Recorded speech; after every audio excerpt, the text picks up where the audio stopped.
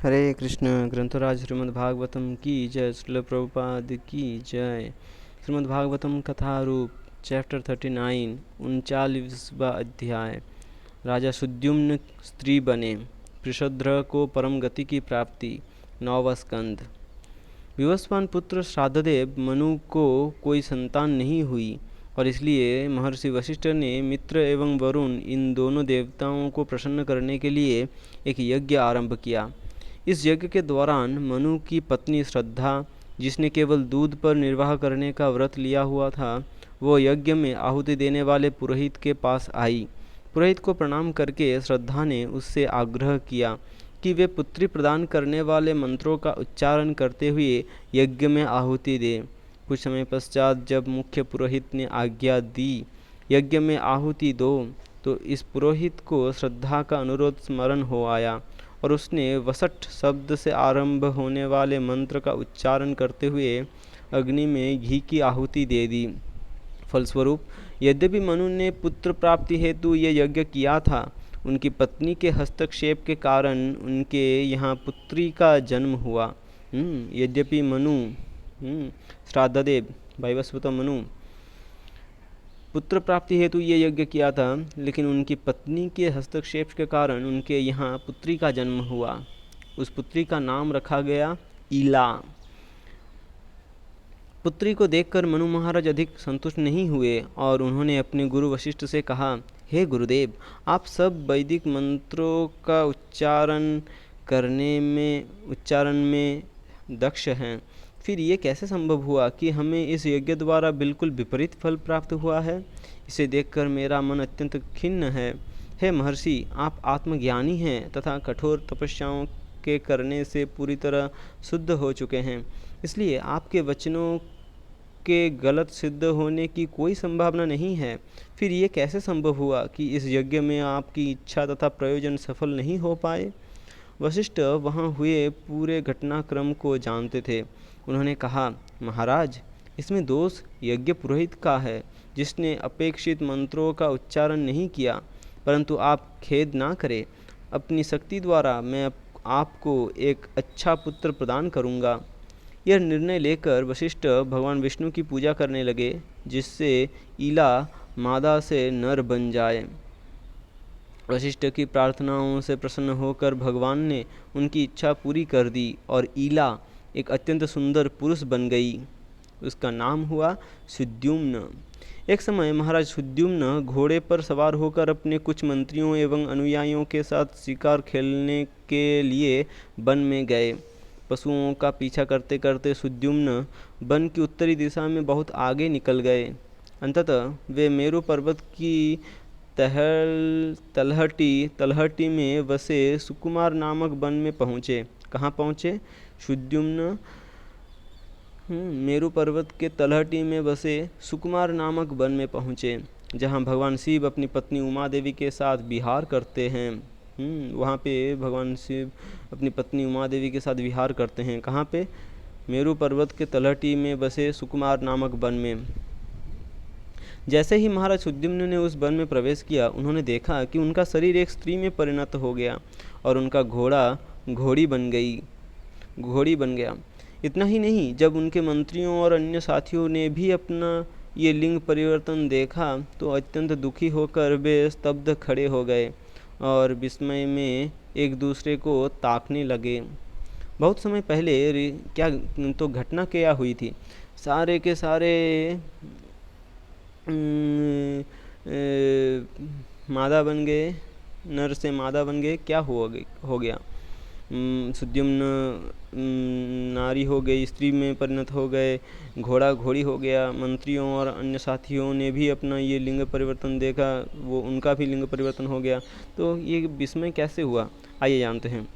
बहुत समय पहले ऋषि महर्षियों का एक समूह भगवान शिव से भेंट करने के लिए इस सुकुमार वन में आया था। ऋषि महर्षियों का एक समूह शिवजी से भेंट करने के लिए इस सुकुमार वन में आया था, परंतु उस समय अंबिका देवी निर्वस्त्र थी। उमा देवी तब निर्वस्त्र थी और उस अवस्था में अपने सम्मुख उन ऋषियों को देखकर अत्यंत लज्जित हो गई। जैसे ही पार्वती ने उन ऋषियों को देखा, वे तुरंत शिवजी की गोद से उठी और अपने स्तनों को ढकने का प्रयास करने लगी। इसे देखकर ऋषिगण वहीं से ही लौट गए और भगवान नरनारायण के आश्रम की ओर प्रस्थान किया। उस समय अपनी पत्नी को प्रसन्न करने के लिए भगवान शिव ने घोषणा की, आज के बाद यदि कोई पुरुष इस वन में प्रवेश करेगा तो वो तुरंत स्त्री बन जाएगा। तब से किसी पुरुष ने उस वन में प्रवेश करने की हिम्मत नहीं की, परंतु इस बात से पूरी तरह अनजान होने के कारण महाराज शुद्युम्न को इसका फल भुगतना पड़ा। इस प्रकार स्त्रियां बने राजा और उनके साथी लक्ष्यहीन एक वन से दूसरे वन में भटकने लगे। इस प्रकार स्त्रियां बने राजा और उनके साथी लक्ष्यहीन एक वन से दूसरे वन में भटकने लगे।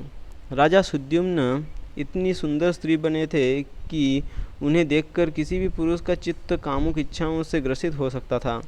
जब चंद्रदेव सोम का पुत्र बुध ने उसे इन अन्य स्त्रियों के संग अपने आश्रम के निकट विचरण करते हुए देखा तो उसके मन में उसका भोग करने की इच्छा होने लगी, और चूंकि उस स्त्री ने भी अपने मन में बुध को प्राप्त पति रूप में स्वीकार कर लिया था, बुध ने उसके गर्भ से पुरुरवा नामक एक पुत्र को जन्म दिया।